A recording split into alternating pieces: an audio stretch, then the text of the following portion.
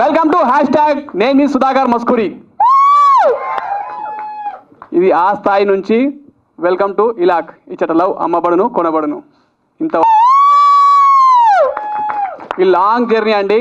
ఈ జర్నీ గురించి మనం షార్ట్స్లో చెప్తే టూ మచ్కి వెళ్తాయి. ఎందుకంటే ప్రతి స్టెప్ కూడా కష్టాలు చూసినాం, నష్టాలు చూసినాం, సుఖాలు చూసినాం, దుఃఖాలు చూసినాం. ఇవాళ మేము ముందుకు వచ్చినాం. అక్కడెక్కడో గట్కేసర్ కదా స్టార్ట్ చేస్తే ఇవాళ ప్రసాద్ ల్యాబ్లో దాకా, రేపు థియేటర్లో దుమ్ము దులిపేదాకా మీ బ్లెస్సింగ్స్తోనే. నిజంగా చెప్తున్నా, ఇవాళ నిజమే మాట్లాడుతున్నా. మా అయ్యమ్మలు నాకు ఆస్తులు ఇస్తే మీరు నాకు ఆశీర్వాదం ఇచ్చిరు, పేరిచ్చిరు, ప్రతిష్ఠించిరు. ప్రతి ఒక్కటి మీరు పెట్టిన భిక్షం. ఇవాళ సుధాకర్ మస్కూరి అంటోడు ఒకటి గుర్తుపడుతుండ అంటే అంజనీ దాస్ అండ్ సుధాకర్.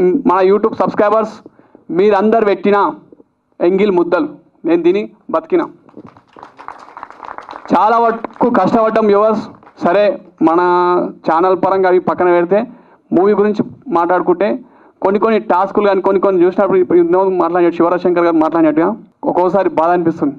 ఎందుకంటే అది వేరే సిచ్యువేషన్లు, ఆ సందర్భాలు వేరు. అదేవిధంగా ఫస్ట్ ఆఫ్ ఆల్ నా సబ్స్క్రైబర్స్ అందరు కూడా పాదాభివందనాలు. ఎందుకంటే మీరు లేదు మేము ఇంటికి రాము.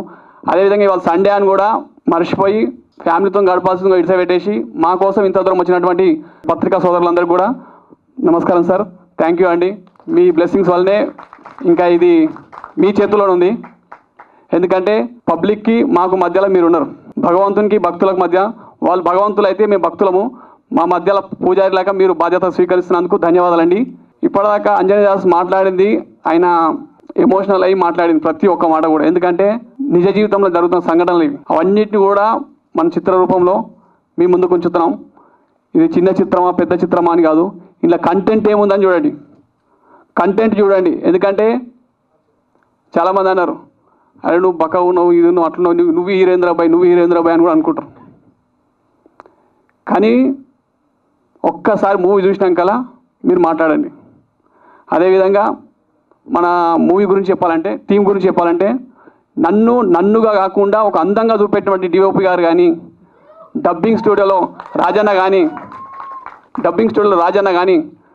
సౌండ్ బ్యాక్గ్రౌండ్స్ మిక్సింగ్లో ఆర్కే గారు కానీ, అశోక్ గారు కానీ, అదేవిధంగా మన డైరెక్షన్ డిపార్ట్మెంట్ టీమ్స్ లక్ష్మణ్ గారు, నవీన్ గారు, వినయ్ గారు, ప్రవీణ్ గారు. ఎందుకు గారు అంటున్నంటే తర్వాత వాళ్ళకి ఇచ్చేయాల్సిన రెస్పెక్ట్. ఎందుకంటే ఫ్యూచర్లో ఖచ్చితంగా వీళ్ళు డైరెక్టర్ అవుతారు. వీళ్ళతో మనకు చాలా పని ఉంది. అది పరిస్థితి. అదేవిధంగా కో డైరెక్టర్ గారు అయినటువంటి నా కో యాక్టర్స్ అయినటువంటి రమణ గారు. ఎందుకంటే వీళ్ళతో నాకు టార్గెట్ వీడు, నా ఎనిమి వీడు. వాళ్ళని చూసి నేను పగతోనే యాక్టింగ్ చేసిన అడిగాల. అదేవిధంగా మన అర్జున్ దగ్గర చాలా మ్యాటర్ ఉంది. ఓపికన్నప్పుడు మాట్లాడుకుంటే మాత్రం కిటికీలు తెల్లారుతాయి. సారీ, మనం నిక్ నేమ్ ఏంటంటే అర్జున్ అనుకుంటాము. శివరాజ్ శంకర్ దగ్గర స్టఫ్ ఫుల్ ఉంది. కూర్చొని మాట్లాడితే కిటికీలు తెల్లారుతాయి. ఓకే, ఇక ఈ విషయానికి వద్దాము. మన మూవీ ఇప్పటిదాకా అయిపోయినట్టుగా చాలా స్ట్రగుల్స్ పడి మూవీ స్టార్ట్ చేసినాక షూటింగ్ అయిపోయింది. 15 రోజులు స్టార్ట్ చేసినాక ప్రొడక్షన్ అంతా ఖర్చులు అవుతూనే ఉన్నాయి. మీరు ఇచ్చిన పైసలు రెడీ అవుతున్నాయి. షూటింగ్ అయిపోయింది. కొన్ని రీజన్లు అవి తర్వాత చెప్తా. ఎందుకంటే మీకు చెప్పకుండా నేను ఏది దాచిపెట్టను. కొన్ని చిన్న డైలాగ్స్ ఉన్నాయని చెప్పేసి ఏదో ఇక సరే వాళ్ళ పర్సనల్ విషయం మనం గెలకద్దు. తర్వాత షూట్ స్టార్ట్ అయినాకలా మంచిగా నడుస్తుంది అనుకుంటున్నాం. కానీ మళ్ళీ ఒక 4 రోజులు వారం రోజుల తర్వాత మళ్ళీ అయిపోయింది. ఒకరిని కాలు మొక్కిన, అరే చెయ్యిరా ఆయన నీ కాలు మొక్తారా అబ్బాయి నువ్వు, ఎందుకంటే పబ్లిక్ మనం నమ్మిరు అబ్బాయి, బిలీవ్ చేసిరు. వాళ్ళు బిలీవ్ చేస్తే మనం మస్తు అవుతుంది అబ్బాయి, బిలీవ్ చేసిరు అబ్బాయి నమ్మురా నాయన అంటే కూడా వాడలేడు. కానీ ఏదైనా మన మంచిగా అవుతుంది. ఇప్పటిదాకా రాముడు బాణం గుంజినప్పుడు తాడనుకుని చూసినావా? అరే నా వెనకకు దేవుడు నా వెనక కూర్చున్నాను. నిజంగా చెప్పాలంటే అది మాకు రమణ అంటే సురేష్ రూపంలో దొరికింది. అది నా ప్లేస్ కొట్టేసింది మనోడు. అదేవిధంగా ప్రీతికి మస్తు లైఫ్ ఉంది. నా క్యారెక్టర్ ఫిక్స్ అయిపోయాను నేనైతే.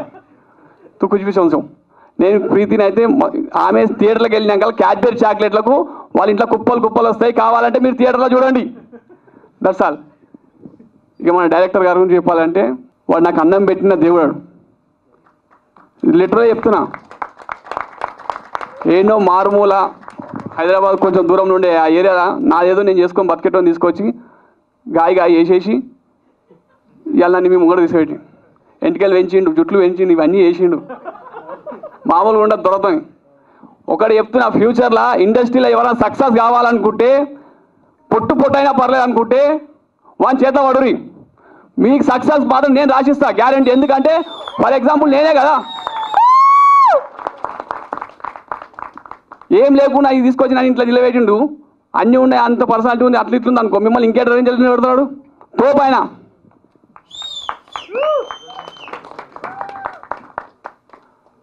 అర్థమవుతుందా? తోపైన అంతేగా. ఎందుకంటే నెక్స్ట్ సినిమా కూడా మనతో చేస్తాను కాబట్టి ఉన్నాయి, లైన్లు ఉన్నాయి. ఆయన స్టోరీస్ ఎట్లుంటాయంటే తిట్టని పొరం ఉండవాడు అన్నట్టు ఉంటాయి. లిటరలీ చెప్తున్నా, తిట్టని పొరం ఉండవాడు అన్నట్టు ఉంటాయి. కొందరు నేను మాట్లాడుతుంటే ఏమంటారంటే, అన్న నువ్వు మొగల పక్షపాతి, ఎప్పుడు మొగల గురించే మాట్లాడుతూ ఉంటారు. ఎస్, నేను నిజమైన మొగల పక్షపాతిని. ఎందుకంటావా? అల్లారు ముద్దుగా ప్రేమించిన బిడ్డని తీసుకో ఎవడో లేపుకొని పోతే వాడిని పొట్టు కొట్టి చంపేశారు. అదేవిధంగా ఒక పిల్లలున్న అమ్మాయితో, పిల్లలున్న ఒక అంటిగా అట్లా ఉంటుంది, వాళ్ళు రొమాన్స్ చేసి దొరికిపోతే వాడిని కూడా పొరక కొట్టి చంపేశారు. మేము పోయి ఇట్లా మామూలు అడిగితే, మరి అమ్మాయి కూడా తప్పు చేసింది కదా అంటే, అమ్మాయికి పిల్లలు ఉన్నారు మరి అని అన్నారు. మరి వీనికి అయ్యమ్మ లేరా? చచ్చిపోయడానికి అయ్యమ్మ లేరా?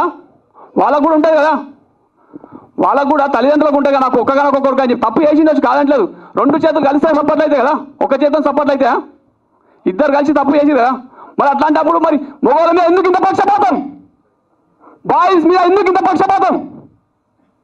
అవును, ఇవన్నీ అడిగితేనే మగవాళ్ళ పక్షపాతిని. నువ్వు ఒక్క రకంగా మాట్లాడుతున్నావు అంటే, మహిళల గురించి మాట్లాడడానికి చాలామంది ఉన్నారు, కానీ మా గురించి మాట్లాడడానికి ఎవరున్నారు?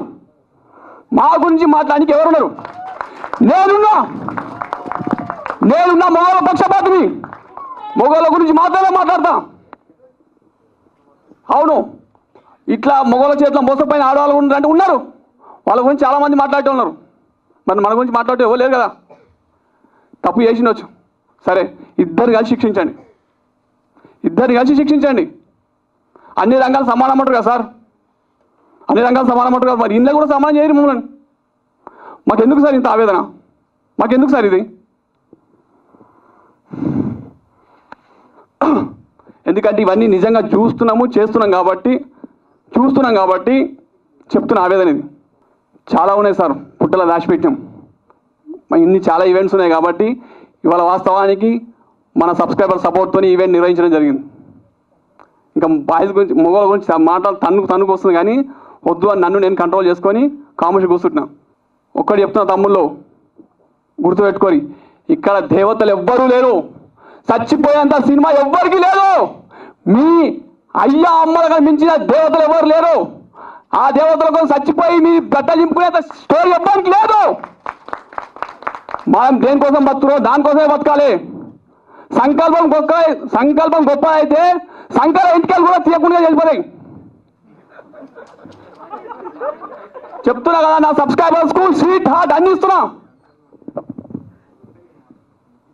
ఎందుకంటే కొన్ని డైలాగ్స్ ఇంటియకుండా చెప్పాలి, సమ్మర్ కట్ అయితే అట్లా చెప్తా, అది కూడా చెప్తా, పాయింట్కి వస్తా. టెన్షన్ ఏం లేదు, అన్నీ ఉన్నాయి, దాచిపెట్టేది ఏం లేదు. ఇంకా 4-5 ఈవెంట్ ఉన్నాయి, వైజాగ్లో కూడా చెప్పినాం, వరంగల్లో కూడా చెప్పినాం. అంతా మన ఈడ కూడా మన సబ్స్క్రైబర్ సపోర్ట్తోనే. ఇప్పటిదాకా మన నిబ్బిలు తెలుసు చూసినా, భూమి కిచెన్, కాజు స్వీట్ హౌస్, ఇవన్నీ వాళ్ళ సపోర్ట్తోనే ఇక ఈవెంట్ రన్ అవుతుంది. థ్యాంక్స్ చెప్పాలి. ఇక విషయానికి వద్దాం, సరే స్టోరీ ఉంది. కానీ అట్లా ఈడ చచ్చిపోయేంత దేవతలు ఎవరు లేరు కాబట్టి, అలా ఆగ్రహపోయి, ఈడ చచ్చిపోయేంత దేవతలు ఎవరు లేరు కాబట్టి ఖచ్చితంగా మీరు బతకండి. ఇక సావు అంటావా, దేవుడు మనకి ఇచ్చినప్పుడు ఆయన తీసుకుపోతాడు. నింద లేనిదే బొంద ముయ్యదు, గుర్తుపెట్టుకోరి, నింద లేనిదే బొంద ముయ్యదు. కానీ ఈ నింద కోసం మనం రావద్దు. అరే వాడు చూడరా పోయి పోరి కోసం వచ్చిందని మాత్రం రావద్దు బిడ్డ. ఎందుకంటే మనం ఖచ్చితంగా బతకాల్సిందే, సంకల్పం చెప్తా, ఖచ్చితంగా బతకాల్సిందే. మగవాళ్ళారా మీరు ఖచ్చితంగా ఆడవాళ్ళ కోసం రావద్దు, ఆడవాళ్ళ కోసం అస్సలు రావద్దు. ఎందుకంటే మనం నమ్మి మన అయ్య ఉన్నారు. ఎప్పుడు చూసినా తల్లిదండ్రులు అంటారు కదా, తండ్రి కూడా ఉన్నారు కదా. ఎందుకంటే ఆవేదన సార్, కొన్ని ఆవేదనలు చెప్పుకుంటే కరిగిపోతాయి. నా ప్రాణమిత్రులు, నా ఆప్తులు అంతా మీరే కాబట్టి మీతోనే చెప్పుకోనికి వచ్చిన. ఇలా అంటారు, అరే మీ దగ్గర ఏముందిరా పొట్టు, ఏం లేదు, బక్కగా ఉన్నాడు, ఇట్లా చుక్క ఉన్నాడు, వీడేమవుతారు రాబాయ్ అన్నారు. నన్ను తీసుకొచ్చి 10 లక్షల మంది నన్ను ఇచ్చేస్తలేరా? 10 లక్షల మంది నన్ను చూస్తారు. ఇలా కారణం ఏంటి? నా దగ్గర మనిషిని ఇట్లుండొచ్చు, కొంచెం ఉన్నది, ఇది ఉందని కదా మీరు అభిమానిస్తారు. మీ అభిమానికి ఎప్పుడు నేను చెప్తున్నా, ఎప్పుడు నేను ఇదే, లేకుంటే ఇదే, మేము కూడా ఎప్పుడు నేను ఇదే, ఇంతగా మించి నేను ఏం చేయలేను. చాలా ఉన్నాయి సార్, మాట్లాడుకుందాం సార్. మీరు కూడా ఎప్పుడైనా టైం ఇస్తే ఖచ్చితంగా మాట్లాడుకుందాం. ఈ సినిమా ఎందుకంటే ఒక ఎమోషన్, ఒక సెన్సేషన్, ఒక సంబర్ కట్రీ అన్నీ. ఇక నా తమ్ముడు అన్నాడు కదా ఇప్పటిదాకా సంబర్ కట్రీ అంటే, సార్ తమ్ముడు అన్నాడు కదా సంబర్ కట్రీ అని, అది కూడా మనం చెప్తాము, ఖచ్చితంగా చెప్తా, టైం వస్తుంది. ఈ సినిమా చూసినాక మీకే అర్థమవుతుంది సంబర్ కట్రీ ఏంది అనేది, మీకు అర్థమవుతుంది. ఇడే చెప్పిందంటే మీరు థియేటర్ 100 రూపాయలు టికెట్ పెట్టి రారు. సో అర్థం, దయచేసి థియేటర్స్ చూడండి. Thank you sir. నాకు ఈ అవకాశం ఇచ్చిన ప్రతి ఒక్కరికి కూడా heartful thank you sir. Thank you so much. Thank you అండి.